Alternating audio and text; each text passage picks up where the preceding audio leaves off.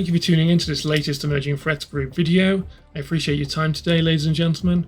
In this, we will once again be going to the Strait of Hormuz for a showdown between US-led coalition forces and Iranian forces. The date, time, group and location have not changed. However, we will be seeing a slightly different set of US coalition forces. Perhaps the most obvious will be the USS Kentucky BBG-1 advanced battleship, which has been modernized. More about that in a moment. We will also be putting in a flight-free Arleigh Burke, as well as several unmanned US Navy surface vessels, such as the Sea Hunter and Phantom. The Phantom and the Ghost vessels were originally designed by the Juliet Marine Systems when they were looking at an alternative to the littoral combat ships. Apparently, this company claimed they could do them for cheaper, but the vessels would also be smaller, but arguably more capable. And they would certainly be a lot cheaper from what I gather, maybe a tenth of the price, or certainly a lot cheaper than what the LCS and other vessels seem to cost. We will be putting more unmanned aerial systems in as well, including the Vigilantes, which you may have seen in previous videos. The USS Santa Barbara, one of the LCSs we have still included, does have a laser on board, direct energy weapon, which should help protect against some of the missiles the Iranians will fire. And we have included the USS Constellation, vice some of the other vessels as well.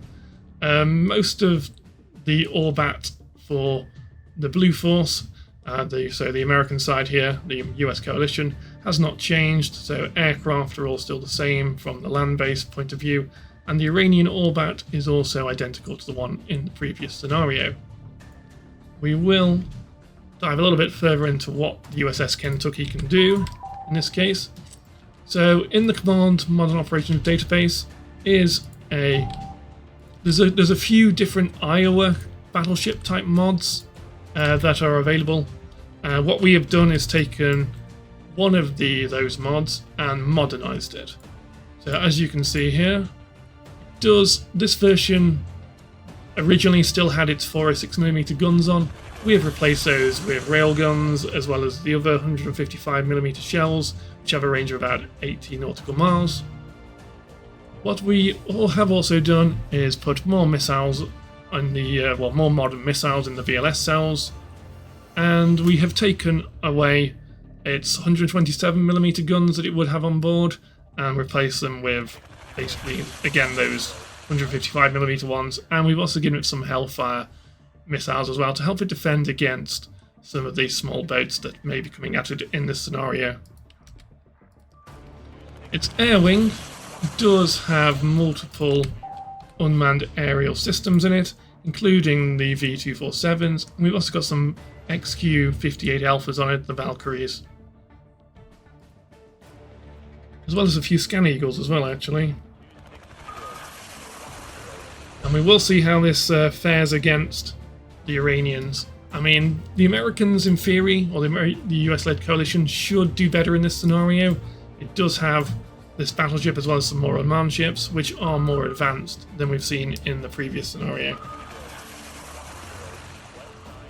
But feel free to make your predictions. Will the US lose as much as the last scenario, or lose as many units? They did win the last scenario, but lost. But they did take damage, and when all their SAMs ran out, they did start to take more damage to their vessels.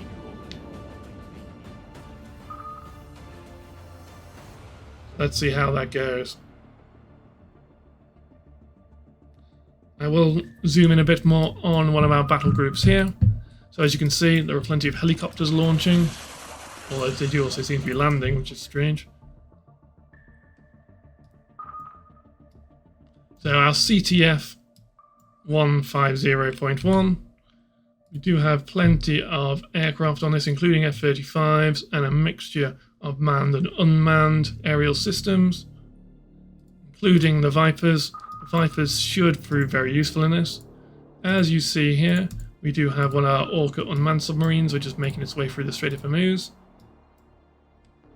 And for some reason those F-35s have gone to very low level. We will tell them to try and go up a bit again. The whole idea is that hopefully I can click a little bit less in this, and the units themselves should do a lot of the killing themselves, because with the way we've set up the ROE and the weapons release authorizations, but we'll have to see how that goes. I'm not opposed to stepping in and helping the AI out, because it will need it at times, I'm sure. So we do want to speed up and get to the action a bit. One of the things we have done here, due to the amount of firepower that the battleship has, is made it so a lot of the aircraft won't get airborne for a little bit longer in this kind of scenario, so there won't be as many aircraft going up straight away. It's more to showcase the ability of the battleship and the unmanned systems.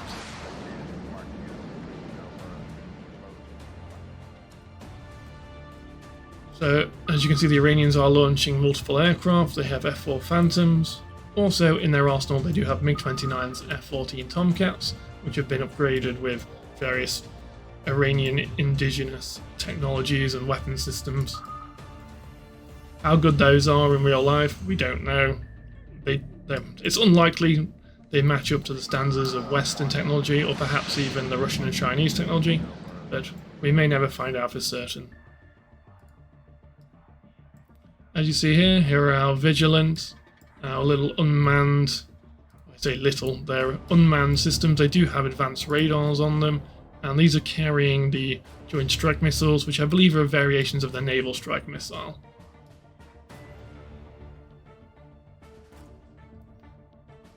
We do have several oil tankers mixed in to our CTFs, the one here, 150.3, and also 150.4.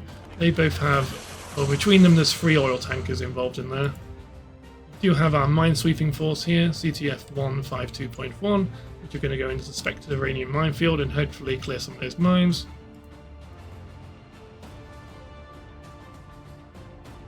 Minesweeping in command model operations is a very tedious activity, and that's probably pretty realistic in fairness. I would imagine it's also very tedious as well as dangerous in real life.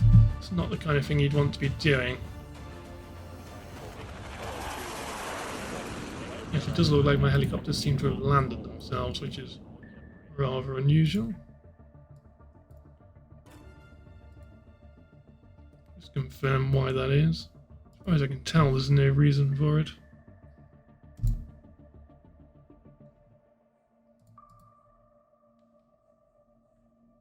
Just make sure they are set up to use their guns. Oh, that might be why. It looks like the loadout setting might be slightly off, but hopefully they'll do better at that. Now I've messed around with the weapons release authority and the rules of engagement. As you can see here, we have our Australian Super Hornets coming to investigate the Iranian Phantoms. Probably be a little bit more fitting if it was F-14s there rather than Phantoms. But I'm sure the Iranians will send up their Tomcats at some point to play with us. Like our Nighthawks once again struggling to get off the ships like they were in the other scenario, which is again very strange really. Hopefully we won't have that problem in this one, but I am prepared for it should it happen. Oh, it looks like the hostilities are starting. So right now you're going to see a lot of weapons coming out of the battleship, as well as other forces. Looks like they are engaging our tankers.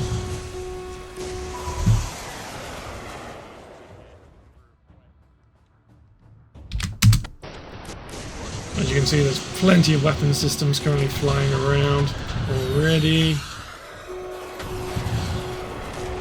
Looks like our minesweepers are taking damage as well as our oil tankers. You'll see the USS Kentucky is already engaging with its long-range anti-ship missiles, the supersonic versions.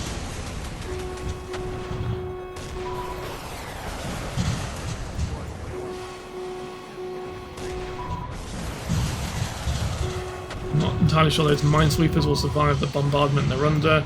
Fiberglass hulls generally don't stand up all that well under machine gun or heavier than that fire. As you can see, we've also got plenty of SM6s getting fired, as they can target both air and surface targets in this. And there you see our lasers getting involved, the direct energy weapon. We do still have our Ghost Rider class gunship, also with direct energy weapon involved as well on this.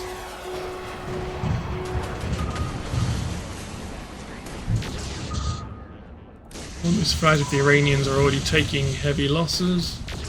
We've already fired off a plethora of weapons, and yet looks like the Iranians are already taking quite a few losses. However, they have plenty more units to throw at us.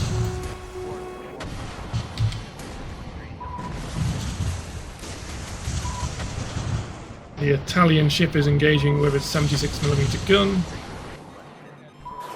We have some harms going towards the Iranian SAMs. They do have an SA-20, as well as several other SAM systems, which can be dangerous to our aircraft. Hopefully we've got enough suppression of enemy air defense aircraft up to destroy those before they can do too much damage. It does look like they have shot down one of our unmanned vigilants.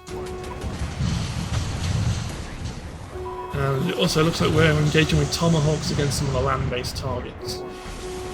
The Echo model of Tomahawk you see here, if I can find it, those can only hit land targets, they have no ability to hit ships.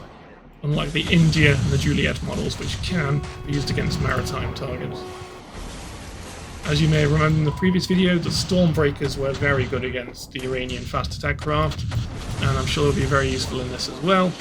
And we do also have more AGM-179s, which should also prove very useful. But you can see some of our vigilants are carrying them here.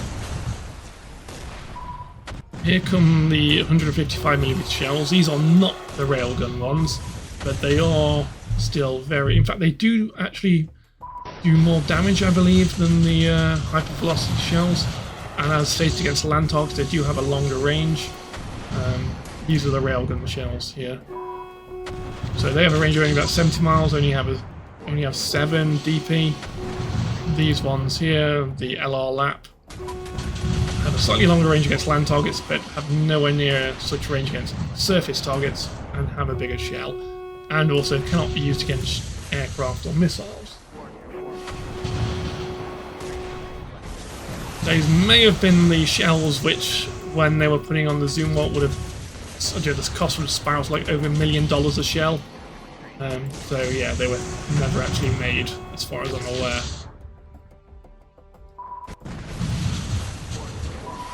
One thing is that the LCS we have here with the direct energy weapon on board is only a 150 kilowatt laser, but in command, on operations, that is enough to shoot down incoming missiles, whereas in reality you probably need something around the 600 kilowatt strength to do that.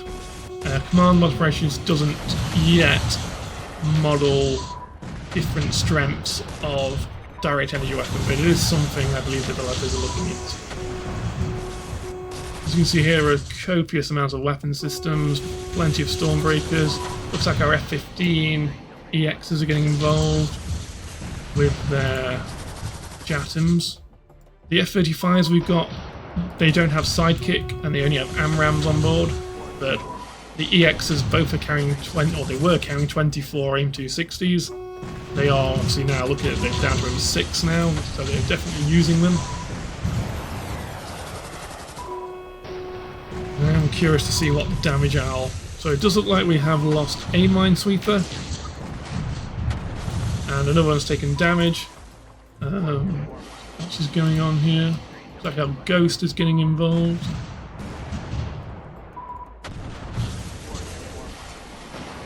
I believe is that an oil tanker there? No, it is one of our Ghosts. They are quite small vessels, they don't have much in the way of armour, but I do believe they're unmanned, or at least sparsely manned, so hopefully even if it's damaged it shouldn't take many casualties. Yeah, I thought I saw one of the oil tankers was taking damage, but I can't see it. It's sunk. Oh no, there it is, it's just lost all comms with it, so it has been damaged, we just don't know how severely. Hopefully it's just the bridge has been hit, so it's lost comms with us, but it's actually still... At least it's not going to spill oil everywhere, not like, obviously, CMO doesn't actually model that, but even still, we'd rather not have an oil spill in the Middle East. As you can see here, we have plenty of missiles getting fired out. Then we've got the SM2s, We've got more Tomahawks. These are the India models. These can be used against ships. I have tried to set it up so that they won't use the Tomahawks against small ships, but we'll see how that goes. They may just engage some of the bigger small ships with them, such as those ones. The Iranians, as you may remember from the last scenario, have maybe about 150 anti-ship missiles, and they will use them all against our forces, which is why we ran out of SAMs this time. Well, last time. This time, our forces shouldn't have quite so much of an issue, as we do have lasers, and we do also have access to more enhanced Sea Sparrows, which is including the Echo models, as well as the HVT shells.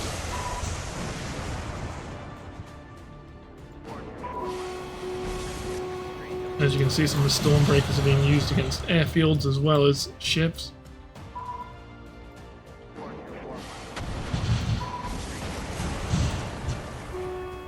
Looks like these Iranian ships are coming in at 100 knots. They're almost like the hybrid ones. They do look like a cross between like a swamp boat and some kind of aircraft. They are harder to kill just because of their size and speed, but they also don't have much in the way of firepower. They only have like a light machine gun on them. And I'm sure we will take them out one way or another. Like one of our long-range anti-ship missiles, which can all be used against land targets, hit one of the Iranian surface-to-surface missile batteries.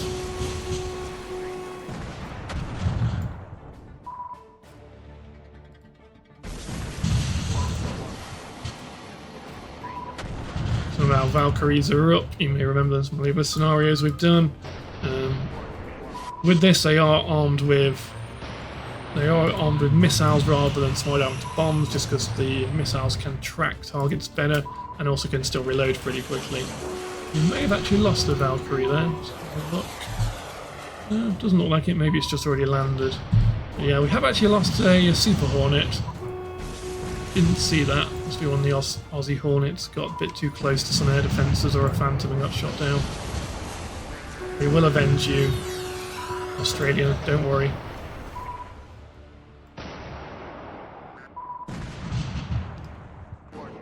As you can see, there's still plenty of weapon systems flying around the battle area. The Iranians are trying to get drones into the fight, but our missiles are either thinning them out or forcing them back onto the defensive. The EXs have fired off all their missiles and are now coming down to use their guns.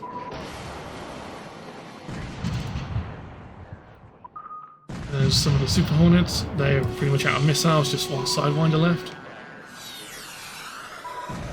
Looks like one of these Iranian ships is still coming close to our forces. I wonder if we can take it out with a laser. Yeah, well, we can take it out with a Hellfire, that works. We'll fire a laser blast against it. We'll also fire a Hellfire at it. One way or another, that ship should die. Looks like the laser did impact it, and it did kill it as well, and just didn't kill it immediately. So certainly against small boats, lasers are very effective. Against larger boats, they're not anywhere near as useful. But they can shoot down missiles, as we did see in the last scenario, and we're also seeing in this scenario. Well, you can also see as all our ships have turned on their offensive ECM, which should make them hard to target, although not impossible. Especially as some of the Iranian weapons do, I think, use optical targeting and IR targeting, not just radars. Does look like our SM-6s are getting involved. I believe they're targeting the Iranian drones rather than the ballistic missiles that they're firing. I'm not sure. They must have fired some ballistic missiles. I'm not seeing them though. Maybe our SM-6s took them out already. Or rather the SM-3 is more likely. No, it looks like the SM-3s are still oiling the ship. But it is possible the Iranian missiles don't go quite as high as the Chinese ones, and therefore can be taken out just by SM-6s, especially with the new dual variant that we have on some of our vessels. Let's see if it says the Iranians have fired any.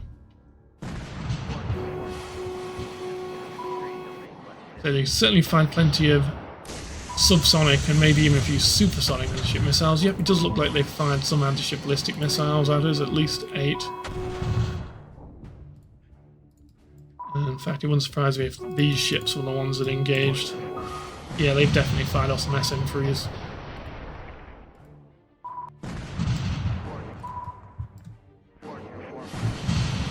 Yeah, so in fact, looks like no, they're just normal subsonic weapons.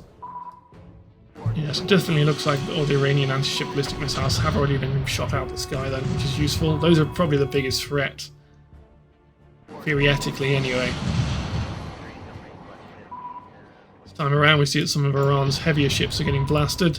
That ship here, the one that was so difficult to destroy in the last scenario, is already on its last legs. In fact, what I can do is make sure it doesn't bother us anywhere near as much as last time and try and send some Tomahawks after it. Seem to want to let me data link those ones in, but we may be able to target it with some of our other weapon systems.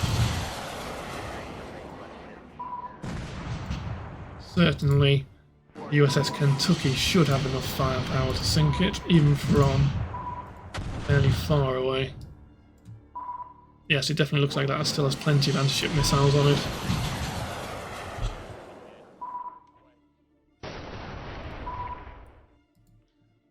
Fire several against it.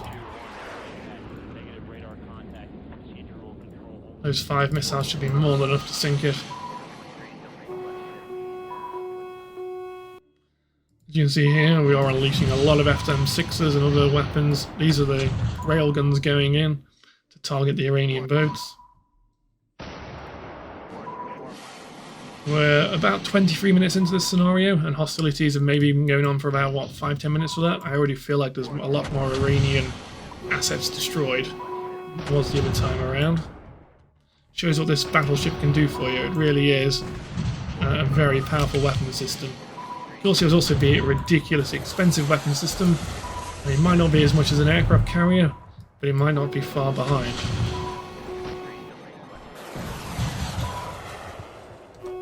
Certainly once you put all the missile systems on it and sensor upgrades, it might not be far off at all. Although obviously the aircraft carrier also has plenty of costs to it as well, including aircraft and maintaining those aircraft, providing weapon systems for those aircraft.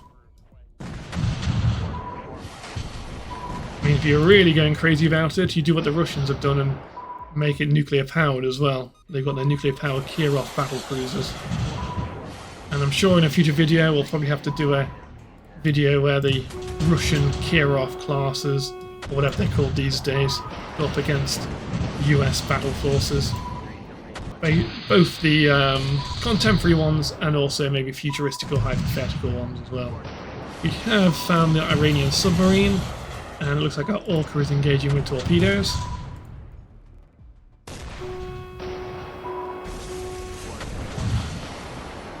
As you can see here, all these yellow vessels are ones that we've destroyed that are Iranian ones. They're all sinking now.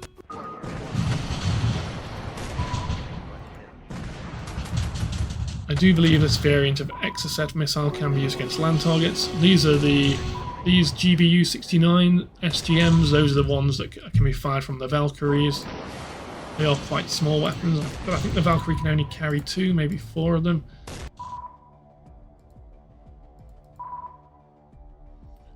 F-15s here, I believe they were the ones carrying Stormbreakers. They've fired all of those, and they were carrying about 40 of them, I believe.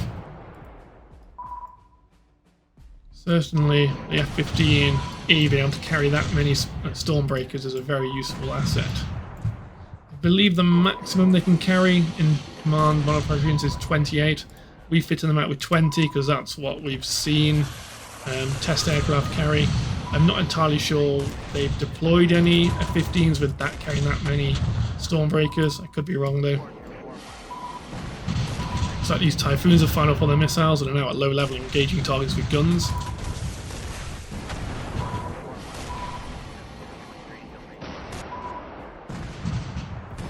Looks like some of our missiles are hitting the enemy's runways, so they can't launch any more aircraft from there. I mean, I believe that island's runways are, well, air bases are quite small anyway, so they may have launched all their drones from there or aircraft. But hey ho, a little bit of overkill doesn't hurt anyone. apart from the target perhaps. As you can see, we've also engaged one of the enemy air bases down here. And we're also engaging some of the ports that we can't actually destroy really, so I'm going to make it so our forces don't engage those. It's just a waste of ammunition at this point.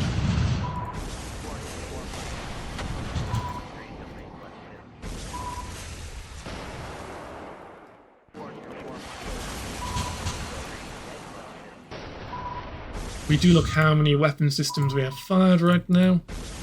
As you can see, we've fired a lot of Stormbreakers. Not so many Hellfires yet. The Brimstone 2s from our Reaper and Protector drones are getting involved. And the Typhoons have also fired off some of their Spear 3s. The F-15 EXs have used plenty of their JATMs, are now going back to reload. We're also firing off Tomahawks and Meteors as well. Look at the amount of SM6s we've used.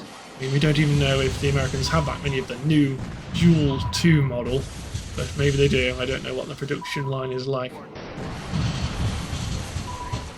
I'm sure we've fired off plenty of our 155mm as well, although perhaps not as much as you'd think.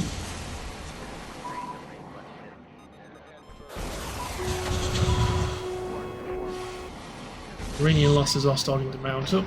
They have plenty of vehicles as well as that have been destroyed, as well as ships and aircraft.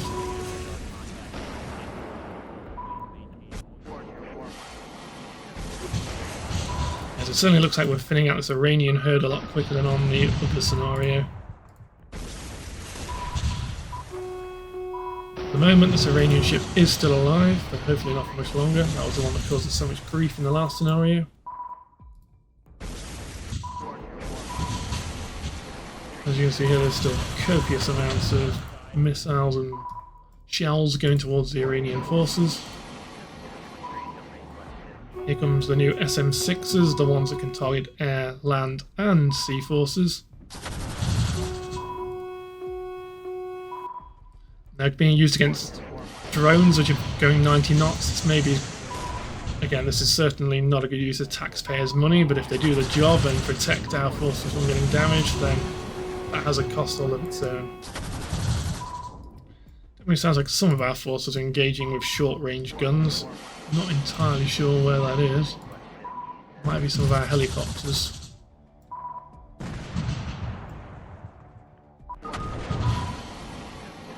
Yes, I do believe some of our Nighthawks are engaging with their M60s. Have we lost an F-35 there? More likely his playmates just landed. Yes, still haven't lost any more assets since the last time I checked. Unlike the Iranians, who are definitely bleeding right now. Again, look at the amount of these SM6s coming out against weapon systems that are hopelessly inferior to these missiles. But as the Ukraine war has shown, even low and slow drones can cause massive issues for air defences. In fact, sometimes the lower and slower the drone, the harder it is for our air defences to pick up on it, but then shoot it down.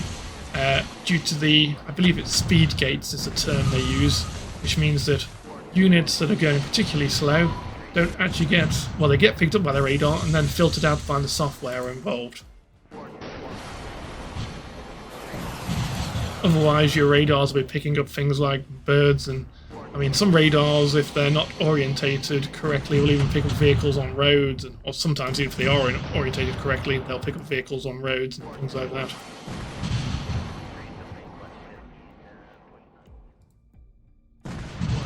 Looks like our Warthogs are getting involved. See how they do. I mean, they may find that all the Iranian boats are destroyed before they can even get there at this rate.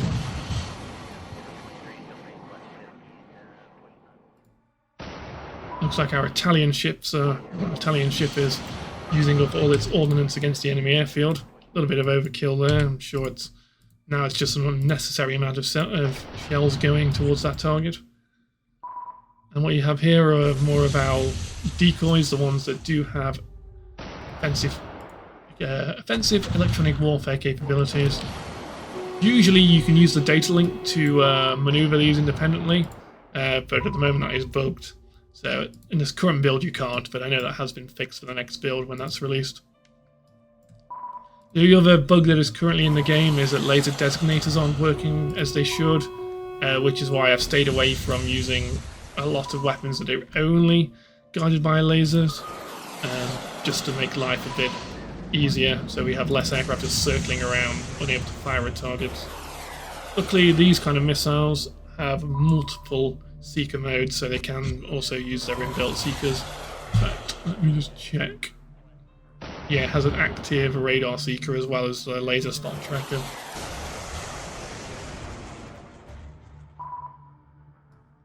Iran is starting to launch its fighters, including F-14s.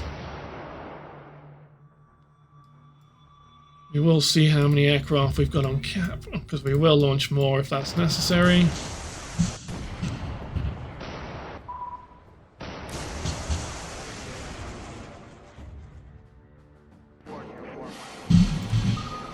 Just see exactly what fighters we have lined up here. Again, most of these do look like they're armed with air-to-ground loadouts, but I will launch the F-16s, which are air-to-air. I do believe our Saudi F-15 SAs will also be getting involved shortly.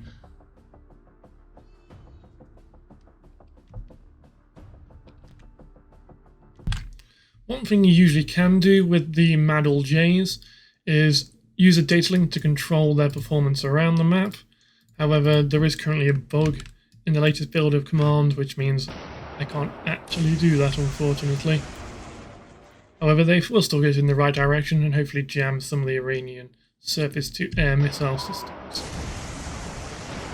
We do have a lot more Iranian aircraft coming out of their airfield, including UAVs, F-4Es and F-14s. I do have my Saudi Eagles coming to join the fight. We might just try and redirect them over there a bit to see if they can't maybe interdict some of those aircraft. In terms of the losses situation right now, the US-led coalition has lost very few assets so far, although the weapons expenditure is very high. The Iranians have both lost plenty of assets and fired off numerous amounts of weapon systems. I do believe that the US and NATO philosophy is to expend things rather than people, and I'm sure all of us, including myself who have served in a NATO armed forces branch, are probably rather grateful for that, rather than some of the militaries of the world which are renowned for, at least recently, using the human wave tactics, whereas the West generally prefers not to do that anymore. Maybe not since the Second World War or First World War type eras. Like our F-35s are also coming in to join the party. These aren't the sidekick equipped ones, they aren't the Block 4s, which means they don't have the JATMs either. They do just have the Delta model of AMRAAMs, and that's not like the D3 version either, I don't believe. It is just the normal version, which have a range of about, I think it's about 86 nautical miles if I remember correctly.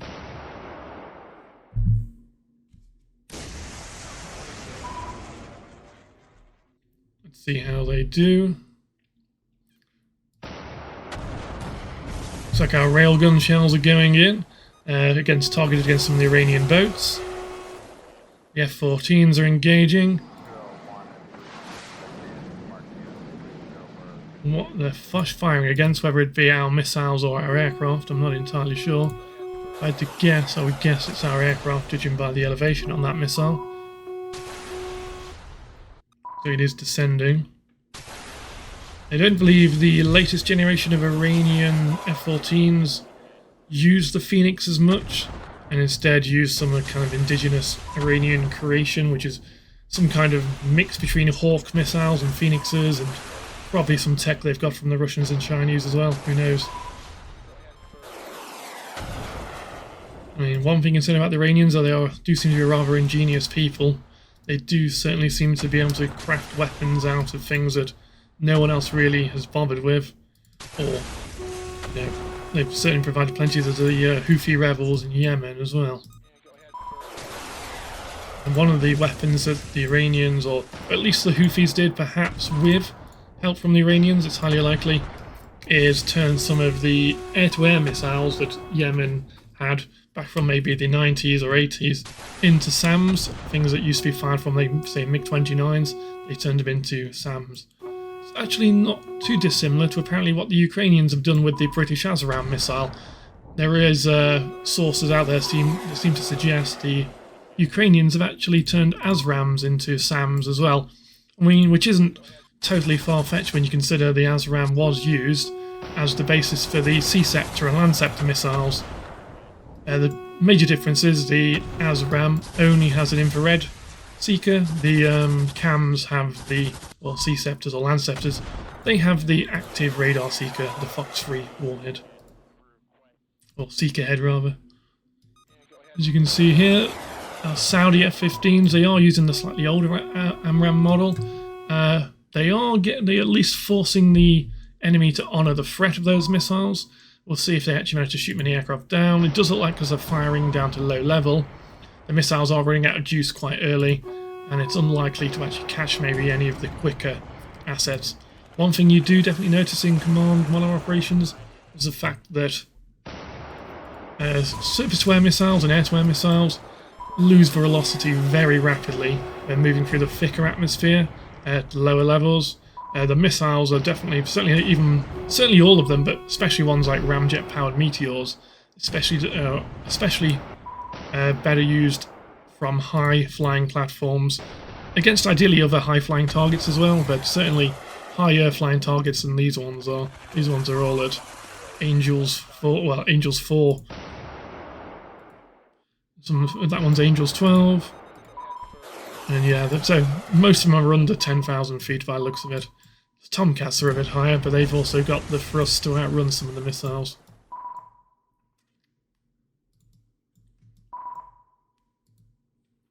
So the Iranian surface-to-surface missile batteries are taking hits, but they have fired plenty of those. They still have some of their own missiles heading in versus our ships. Luckily, we do definitely have a good amount of SAMs left, unlike in the last game where we ran out of those very early.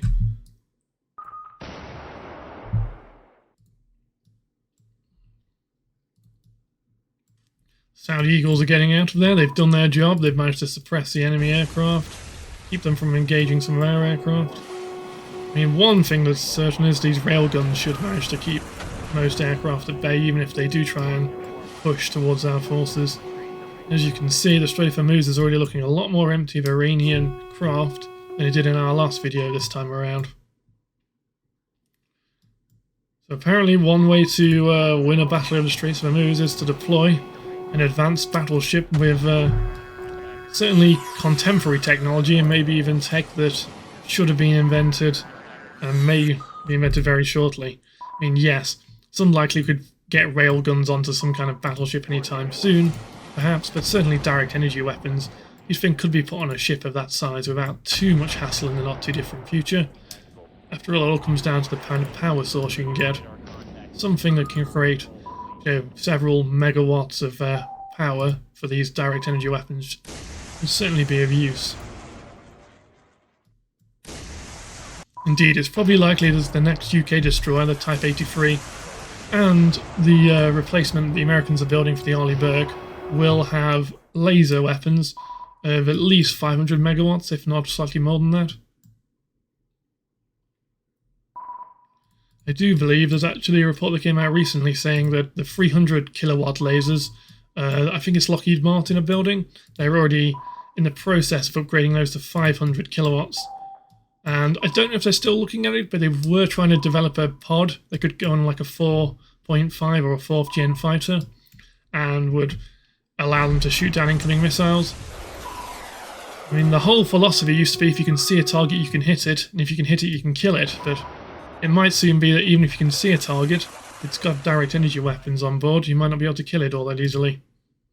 At the same time, of course, there will be caveats to direct energy use. Apparently, atmospheric conditions and water vapour, things like that, certainly can cause issues with them. Speaking of direct energy weapons, I wonder if our gunship is ready for launch yet. Yes, it is. It is actually en route to the battle zone. Filter out some more of these biologics. Looks like we have got an enemy submarine here. It may actually be... It looks like it's at periscope depth, which is why our radars are picking it up, not just like sonars. I mean, we don't actually have any sonars nearby, I don't think. Looks like our helicopters, well, those aren't ESW, but it looks like they are heading over to investigate. We do have a P8 nearby, we might be able to send them in.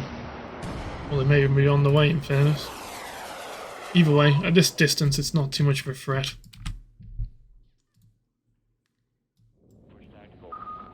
The Iranians are launching more UAVs against us. We're not entirely sure which ones they are. Even the intelligence community, apparently, on my side, doesn't either. Whereas on this, you click on it. In fact, that also doesn't give me much to go on in this case. Certainly with this one, or usually ones that have radars on board, it will usually give you an indication of what their emissions are. So as you can see down here, there are almost, that maybe there are no longer any Iranian floating vessels at all, which is rather impressive.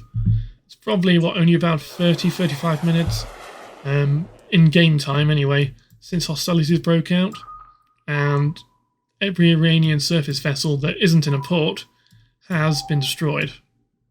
There are still quite a few submarines out there as far as we're aware, and it looks like they do still have drones and aircraft. And there are still a few guided weapons as well. Like there you go, there's 2 Iranian submarines there, both near the surface. Why they're coming up that close to the surface? Not entirely sure, they might be coming to recharge. Either way, they'll certainly make them easier targets for our forces. We will speed up our naval forces now that the Strait of Hormuz is mostly clear. We certainly don't want them going through any minefields though. It would be rather embarrassing.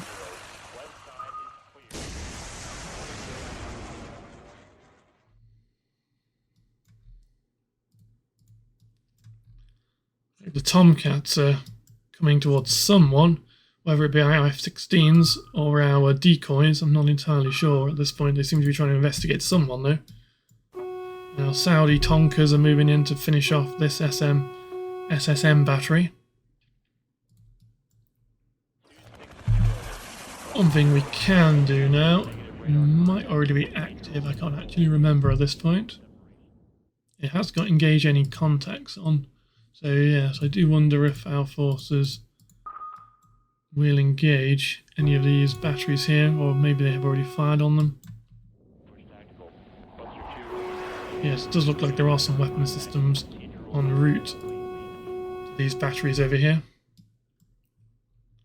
What those systems are, however, I'm not entirely sure. Looks like it's Joint Strike Missiles going after these batteries. I wonder if this is meant to be the hypervelocity shells that are heading towards those targets. They might be petering out just before they get to them.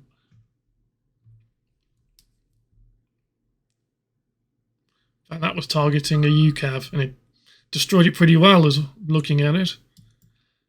I mean, I would say it's a more cost-effective way to take these drones down, but these shells would probably cost more than most UCAVs and drones would, in fairness.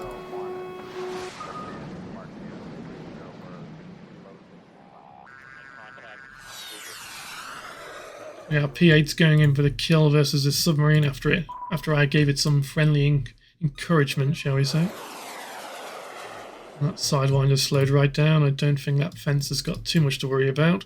From the missiles anyway, it looks like our battleship is enjoying picking off aircraft with its railguns. Indeed, if we look at how many shells our battleship has on board, it's probably fired off maybe about 500 shells. So it's still got a heck of a lot more where those came from. And those are just the hypervelocity ones. They still have plenty of the other ones, the land bombardment and anti-surface ones. In terms of SAMs, it has plenty of enhanced C-Spyro Block 2s left, although it has fired off most of the rest of its SAMs, just not the SM-3s, because it had no need to use them on the ballistic missiles. I believe our other ships shot down those instead.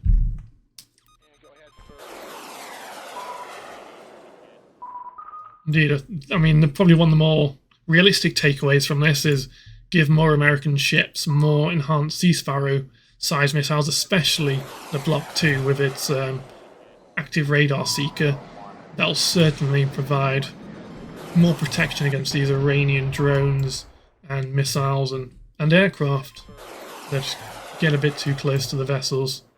And they also have the ability to target surface forces, I believe, as well. They're certainly doing command mod operations, so I believe they should be able to in reality as well, assuming there's no kind of technical snags that could possibly disrupt them. By default in command, the SAMs, things that the ships use to defend themselves, don't use those missiles against certain ships or land targets, but that can certainly be changed in the doctrine. Certainly when you're surrounded by Iranian fast attack craft, you probably want to be able to hit those with anything you've got. You can see here our F-35s are using their data link to control these missiles. As you can see here, the AMRAAM is rapidly losing velocity because it's going into the lower atmosphere or low altitude. It doesn't need much velocity to catch this drone, but it may stall before it gets to it. It'd be remarkable in reality to see a missile, visually see a missile going that slowly, you'd think. You'd hope it would self-destruct in the air rather than landing on your head. I do believe these missiles are designed to self-destruct if they run out of battery power or lose their target, in order so they don't cause any collateral damage on the ground, but I couldn't tell you for certain if that's the case.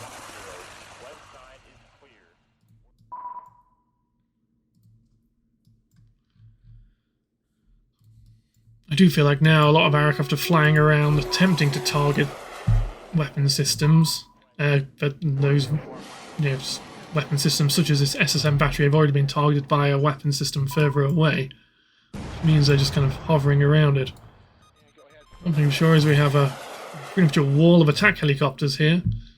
Certainly if anything did spawn here, I don't think there should be anything else spawning in at this point. It would make one hell of a mess of them. Well, the helicopters make one hell of a mess of whatever spawned in, most likely. See if we can't manually get this tornado to engage.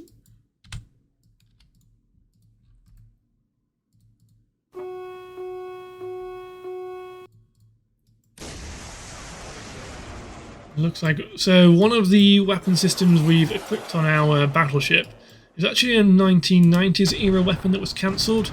It's the Sea Lance. It does carry a Mark 50 torpedo, so not the Mark 54. But it does have a ridiculously long range in comparison to what is currently used on the US Navy ships. I believe this system may be able to launch a torpedo for up to 30-35 nautical miles. It was cancelled at the end of the Cold War. You may have noticed that Russian submarines, certainly in command anyway, do almost carry some kind of, I want to say missile launch torpedo, which means that if they're near the surface, I believe it's about 131 feet in command, can launch usually out of a torpedo tube, but it's a missile that then flies to its target maybe 20-30 nautical miles and then becomes a torpedo and then dives down on the submarine. They can be shot down, certainly in command, but it does provide the submarine with more of a standoff capability. The American Navy, as far as I'm aware, don't have anything like that in reality, but in command you can equip the Sea Lance on submarines as well as ships. Indeed, I sometimes do load them up on Orcas, but I haven't in this one. This one's got the Mark 48 Mod 7 torpedoes, and also did have some SM6s on, and Tomahawks as well. You may have seen that the US Navy has been experimenting with putting SM6 missiles onto vessels like submarines, and then I think they use data link capabilities to then, so from say an E2 Hawkeye to then launch them against other targets, or airborne targets. Although I suppose you could also use them against ships and land targets as well, although the warhead on them isn't huge. As you can see here, it looks like our harms have managed to lock onto something. It must be the SA-5 Charlie battery. And the railgun shells are certainly destroying a drone that tries to venture out of Iran's airspace. Yeah, the SA-5 battery's taking a pounding. I believe that must be out of missiles by now anyway. I imagine those things are a bloody pain to reload. Those missiles are about the size of a fighter jet. They do have an awfully long range, though. I'm talking somewhere around 200 nautical miles. Maybe 150 to 200 nautical miles, I believe. Either way, they are old and therefore they're not as dangerous. They're not all that dangerous to fighter aircraft at anything other than quite short ranges. But against your lumbering transport and AWACSs, they're still rather deadly. So it looks like some more Iranian boats have spawned in. These fast attack craft are now fast becoming targets for our helicopters. Maybe the helicopters could see them getting ready to launch and decided to loiter there and wait to engage them. Where's our P8 gone? Oh, he's over there. Let's also turn him around and send him to engage that submarine. One thing that the P8s don't have, I think maybe other than the Indian one, I could be wrong, but certainly I believe the Indian one in command has a MAD, a magnetic anomaly detector. That's easy for me to say. Oh, there is a torpedo getting fired here, but I do believe that most P8s don't have MAD on them. But they do have other sensors. I don't think they're modelled in command, but apparently you can detect diesel fumes from submarines. Again, I don't know how well that works in real life. That might just be one of those things that's meant to work and doesn't work all that well. I'm no expert on anti-submarine capabilities. I imagine it's quite classified. Again, it does look like one of our ships has engaged with a torpedo. That one is a Mark 54. However, the Iranians have launched their own torpedoes in response.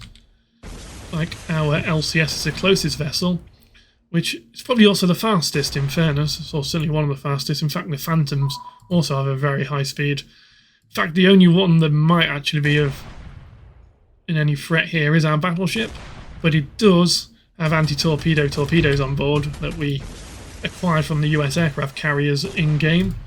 However, I do believe there's another submarine there. I do believe the US has actually removed those defences from their aircraft carriers, perhaps because they weren't working as advertised, or maybe were just too expensive to maintain, who knows. But yes, trying to hit a torpedo with a torpedo doesn't seem like the easiest thing to do. I mean, part of me wonders if you'd be better off launching like depth charges like back in the Second World War, where they used, I think it was called like the Hedgehog system, where like a spread of depth charges was launched out. I mean, to me, you probably might only be able to use it a couple of times, but against a few torpedoes, it might be able to detonate them. But yes, obviously you're going to need lots of them to repel multiple attacks, and therefore it's probably not logistically a great idea. It's like at least some kind of radar, a bar lock C, is still going on the SA-5 battery. Typhoons are literally waiting above the airfield just in case anything does scramble. A little bit too low for my liking, I don't believe. So, in the Command Modern Operation database, I do believe for the actual full airfield build, we're just using a single airfield here.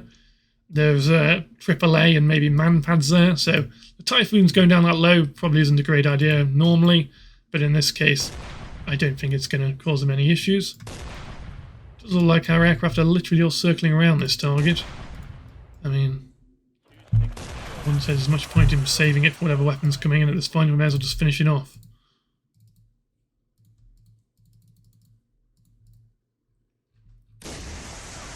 We got some spears against it.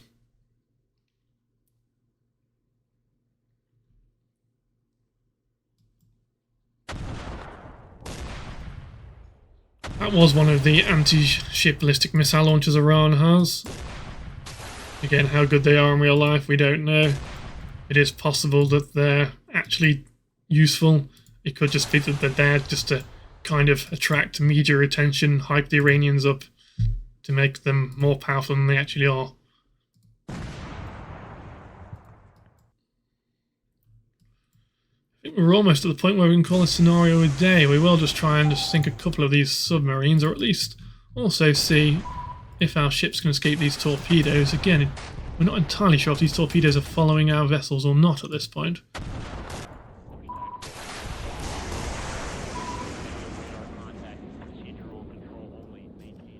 Like some Ah, there we are. Some more Iranian boats have launched. And they've just been massacred. So that didn't go well for them. And that, oh, there's another submarine there. Looks like our orcas engaged that.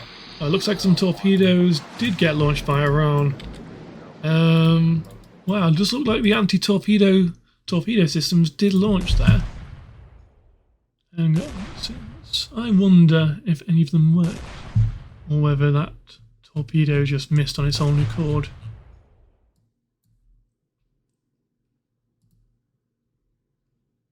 Oh, it looks like the Nixie got it, one of the decoys.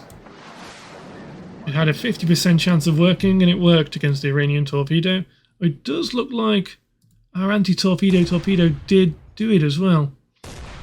It had a probability of hit of 8%, and it managed it. That's, I mean, I would say it's impressive. It's not a very impressive chance, but it's very impressive it managed it. Again, where's our P8? We might have to bring him back in. Certainly do need to increase our ASW activities. So we have active sonar on. One thing I can do, which is a little bit cheaty but nothing too horrendous, is I would feel like if I was a ship commander I would do this. So we can launch a couple of torpedoes right at where that submarine was about 20 minutes ago. Again, what that should do is force the sub-commander to speed up slightly. In fact, there we go. He obviously didn't move too far away from that. He got killed straight away. Our second torpedo is just going to hover around there and see if it finds anything else. I doubt it. But you never know. There could be a second sub in that vicinity. We know there's at least 3 in this area. In fact, now that we have cleared out the Iranian air defences a bit, we can probably expand our ASW patrols. Certainly we can put it to investigate targets outside of the area.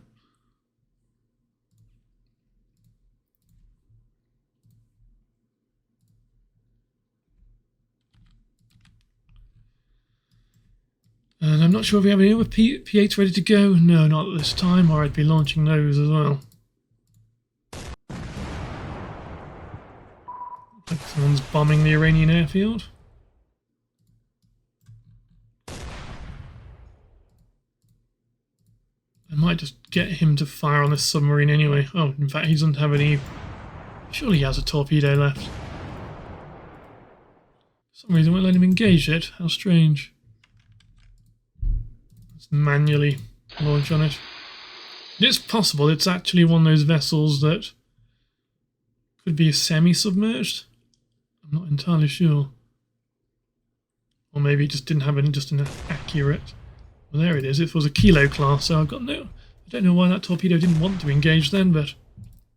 Let's finish this Iranian submarine off. Kilos are actually fairly... There we go. Now we can certainly target it. Yeah, looks like one of the Mark 47s caught up with him. Again, what we can do here is make it so our anti-submarine warfare helicopters will travel outside their assigned zones and hopefully destroy these submarines. Because these are about the only threats we have left now. It looks like they already have the ability to do that. Ah, there we are. I was looking at the wrong mission. And again, now might be the time to surge our helicopters.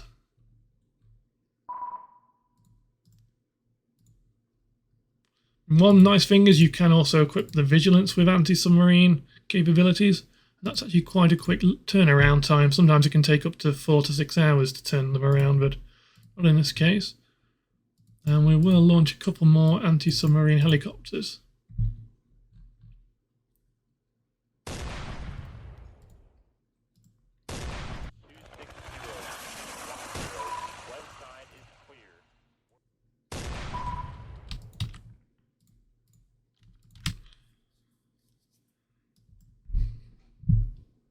Not sure why our ships are trying to go that way.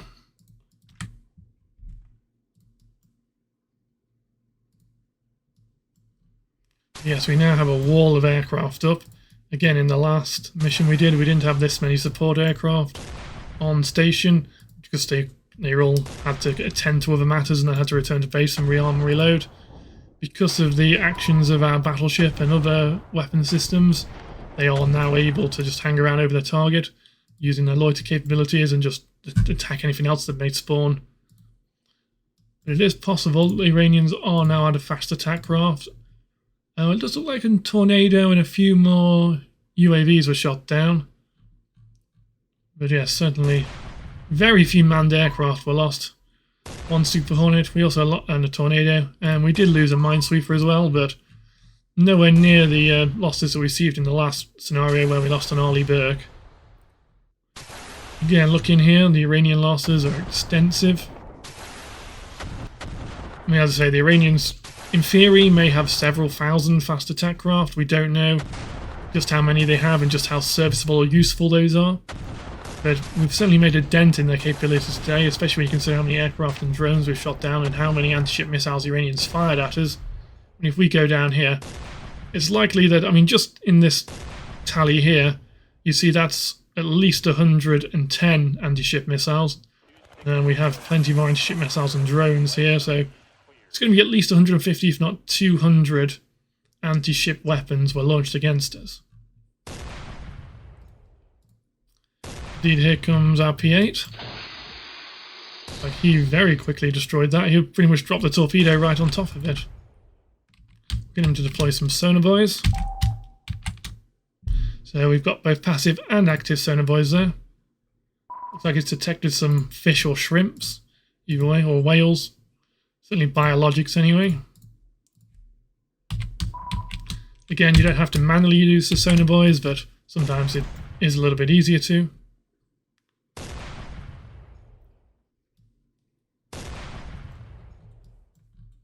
Indeed, you can either do it via keypad, or keyboard rather, or you can do it via just clicking on the unit. There we go, that's another Iranian submarine destroyed. And there may be some other ones out there, but I'm happy to call it a day at that. I do believe that is Iran heavily damaged. We've got a major victory at that. In terms of weapon systems we've used about 180 Stormbreakers, quite a few Brimstones as well. Nowhere near as many SAMs this time around, although plenty of FM6s got used, which are some of the more expensive ones. There we are, almost 90 of those. And those are just the dual 2s, probably the other version as well, if I can find it on here. Almost 600 railgun shells. To use plenty of the long-range anti-ship missiles of both models here. There you are, yes, there's the SM-6's Block 1 Bravos. Quite a few Tomahawks. I mean, it does explain why there's pretty much no Iranian land units remaining.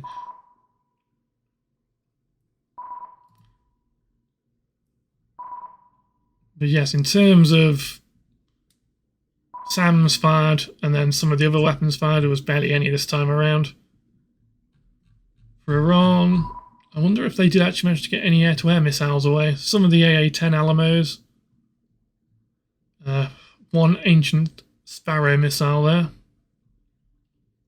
And a few of their modification missiles, a few more Sparrows, even a few Archers really. But yes, they did not manage to launch an awful lot of firepower against us. Not from the air-to-air capabilities anyway. But yes, thank you very much for watching this video then. I hope you find it enlightening. And I would hope that the US will invest more into unmanned vessels, such as these Ghosts and like the Phantom class. They may or may not get built, but you'd like to think something not too dissimilar will. And we also have these other unmanned ships here, which we've got with enhanced Sea Sparrows on and other weapon systems. Again, we do realise, I mean, this one's got Hellfires on board. We do know the US is investing a lot in this kind of Ghost Fleet technology. In fact, I believe there's Ghost Fleet Overlord is one of the programs that they're currently working on. So I expect to see more unmanned vessels, but I certainly don't, unfortunately, expect to see any kind of 2020s battleship rolled out, unfortunately. It would be great, it would be amazing to see, but would certainly be a prime target in war and probably be a waste of taxpayers' money. And it looks like one of our Typhoons has just run out of fuel. How embarrassing. But yes, thank you very much for watching this video. I hope you enjoyed it. And please comment and like and subscribe if you did enjoy this. And thank you for your time then, and have a great evening.